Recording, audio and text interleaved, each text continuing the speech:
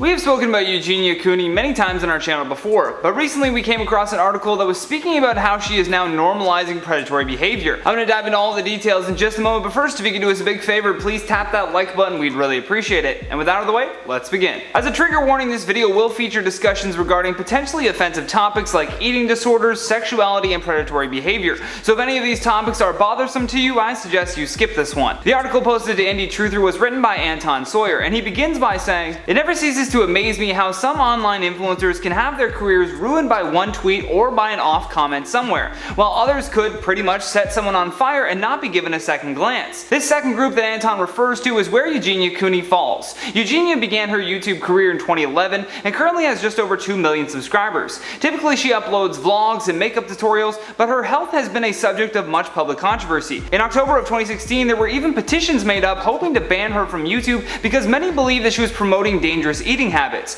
Around that time though, she vehemently opposed the claims that she had an eating disorder, and thus she refrained from ever discussing her weight and eating habits. However, fast forward to 2019 and she announced that she would be taking a short break from social media. That is, until she returned in a video alongside Shane Dawson in July of 2019 after a 5-month break. The majority of her fans genuinely wanted to see her well, and when she appeared in that Shane video, they got quite the surprise. In a video titled "The Return of Eugenia Cooney," her fans were pleased to see her back and in better health. Unfortunately, this joy of seeing her recover did not last for very long. A year later, and her fans were getting worried again that Eugenia's health was slipping. Not only that, but she now seems to be oddly playing into the fetish of being unhealthy. Multiple times throughout a video titled "My Shoe Collection," she feeds into this. As per that article I mentioned earlier, Anton points out an especially troubling underwear controversy as well that happened again during that shoe collection video. Cooney would do different tasks or activities during her live streams that would almost always play into the eating disorder fetish community. For example, she would spot a heavy makeup kit on the other side of the room and then suddenly remember that she needed to move it somewhere else.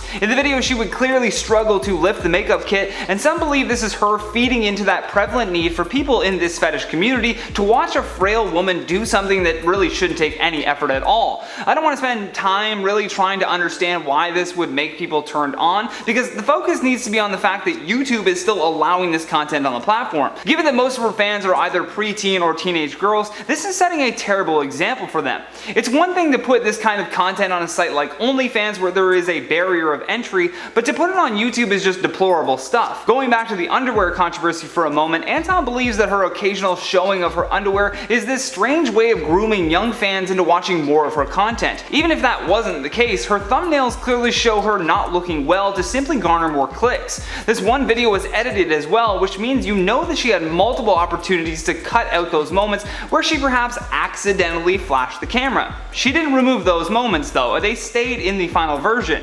One person in the comments even points this out by saying, "Girl, at this point just go make an OnlyFans, it's clear you're trying to pander to the people fetishizing you, go do it on a site where your audience isn't children." With another adding, "It is so clear that she is being paid by someone to flash her underwear and have her feet out for the majority of the video. This is honestly awful." Anton's main concern in this article though seems to be that the younger generation has grown up too fast because of the internet. However, not in a way that's more mature, but rather in a way that can be very damaging. In his opinion, teens nowadays are having their emotions manipulated by the internet, and because their prefrontal cortex isn't completely formed, they are already mainly acting from an emotional response. He ends this article by saying, "There isn't any innocence any longer. That died out with the last century once the internet took over and unfortunately grew everyone up too quickly. This doesn't mean that we should just roll over and die, it just means we have to dedicate our focus on misdirection, its sources, and how best to fight them. And sharing this article is step one." I mean, smart move with that last part, but he is correct with the statement that now more than ever do we need to keep a close eye on the content that the next generation is consuming. We can't stop it, but we can certainly educate and inform people about the negative effects creators like Eugenia can have on an entire generation. We would love to hear your thoughts on this story though, so make sure you drop us a comment down below. And while you do that, I'm going to check out some of your comments from the video titles: "Drake Bell pleads guilty," "PewDiePie roasts David Dobrik," and "Logan Paul breaks law for KSI collab." Amy Tapscott says, "Now we know exactly why Josh didn't invite Drake to the wedding." Oof. Major T. Night Rain Raven says, "I would say that this is the effect of being a Disney child actor, but then I remember that he's a Nickelodeon child actor, but I believe the outcome would have been the same." I think no matter which way you cut it, whether you're with Disney or Nickelodeon or whoever, if you're a child actor, I think what happens with child actors is that they're so rushed to be adults as kids. They're already dealing with like managers and directors, and now they're getting like tons of money for the projects that they're working on, that when they finally do have that break, let's say break into their adulthood, their mind is still stuck on their childhood. Hence, we see a lot of different like kind of weird things with child actors and kids. You know, Drake is just one of the many examples that this has happened to. Kellum says, I hope they add some extra years on Drake Bell's sentencing for trying to pass off that Jimmy Neutron haircut. I don't think they can tack on extra years for a haircut, but I mean, good try. Al Pacino says, I guess there will be no Drake and Josh reboot now. I mean, thank God.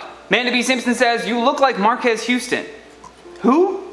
Chris, can we pull up this name? Oh, we will. Okay, let's take a look. Marquez Houston.